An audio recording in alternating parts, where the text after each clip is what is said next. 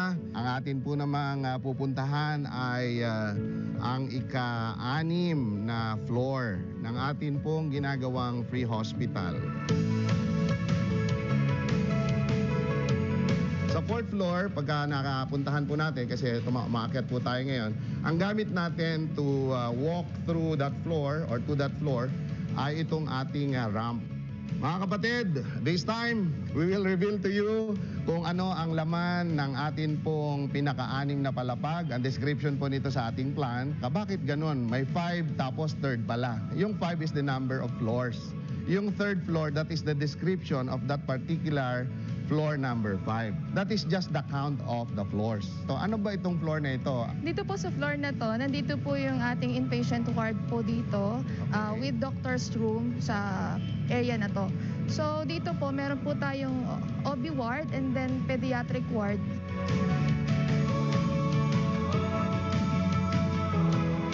Dalawang magkadugtong na OB-GYN ward natin, tig 7 din.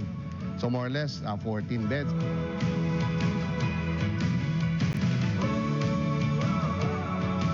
Pag kami nakita po kayo mga stab out na ganito, no? Kaya pag may stab out na ito, dapat naka-mindset tayo, may CR yan. Baka mapansin niyo may mga nakatukod. Ang tawag dito sa bakal na to, shoring jack. To, shoring jack ang tawag dyan. So ito na ngayon, ano na tong last 2 big rooms naman na to?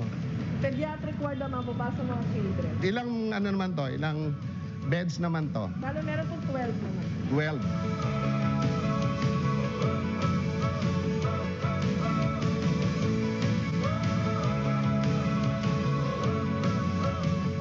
Ngayon, dito sa mga engineer natin, compared dun sa ibang department sa baba, mas spacious ang dating nito eh. Kasi alam ko tagusan ng baba ito eh. So ibig sabihin, walang kinalaman ba yung space nung room dun sa spacing ng ating mga grids? Yung po design ng mga sections ng I-beam natin sa column, saka sa beams, na-accommodate naman po ng capacity mula sa baba. Doon sa pinaka-ground floor natin, ang naiba lang naman is yung thickness ng floor natin kasi nga doon sa mga heavy equipment. So habang tumataas, mas gumagaan yung binubuhat niya. Kaya itong floor thickness natin, itong floor natin, mga somewhere around 100 na lang.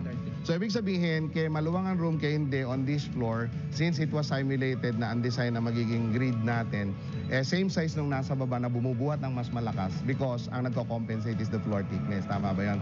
So paano naman ang magiging walling system natin dito, Engineer Lino? Dito po, pinaplan po natin dito mas cheaper ng konti pero mas matibay yung sandwich panel naman po. So sandwich panel is different from the James panel natin kasi ito, nangangailangan siya ng feel ng concrete, ano? Mas lighter. So makakatulong sa structural analysis natin when it comes to overall mass. Ito yung pinaka-corridor natin dito sa gitna, di ba? Ito, no? Ito ang pinaka-inpatient department natin.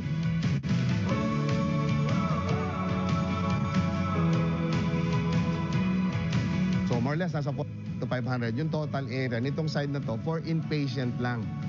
Ganun kalaki ang paglalagyan natin. Kasi nga, itong building na to designed for a large number of beds.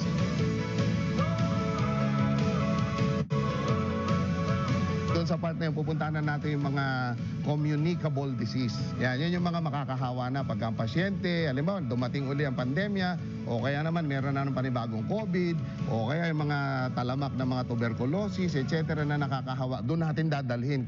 So after the elevator, eto na po yung part ng ating tinatawag na infectious inpatient department.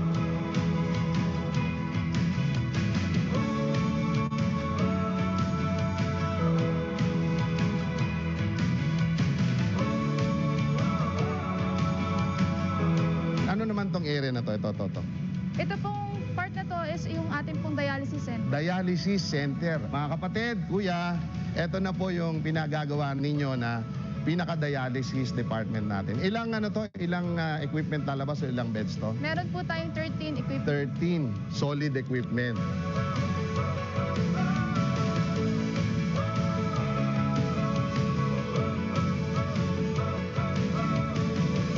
Dito tayo. Eto sa area na to, napakalinis, oh. Kung mapapansin nyo mga kapatid, eto yung ceiling ng ating roof deck na ito yung last part ng 7 floors. Eto, inpatient din ito. Kaya lang ito, particular as described? Opo, nandito po tayo ngayon sa ating infectious ward po. Infectious ward. Ito yung binabanggit ko kanina na contagious. Yung ibang tawag nila ay CD, Communicable Disease Department.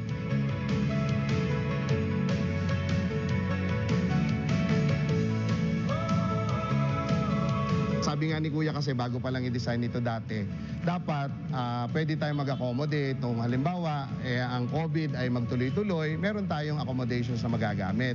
Kung hindi naman at may dumating uli, nakahanda pa rin tayo. Lagi siya naka-anticipate. Yung anticipatory brain ni Kuya, laging advance eh. Kaya ito ngayon mga kapatid, sa laki nito, ito po yung pine-prepare natin para doon sa plano ng kapatid na Daniel, na kung dumating man ang pandemya, kahit anong pang klaseng sakit yan, gaano pa ka-contagious yan, meron tayong masasabing dito safe yung papasok. So ito po mga kapatid ang kabuuan ng ating 4th floor, na kung bibilangin natin ang total na number of floors na ginawa natin, ito yung pinaka-anim na palapag. But this time, bigyan ko po kayo ng quick update. Yung buong ground floor natin, na i-close na po natin yan ng James panel. Buo na po siya. Ibig sabihin, ready na siya for fit out.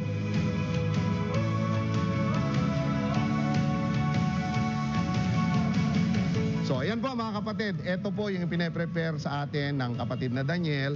Once again, ako po si Brother Noli Saballa, nagsasabing sa Diyos ang lahat ng karangalan at kapurihan. To God be the glory.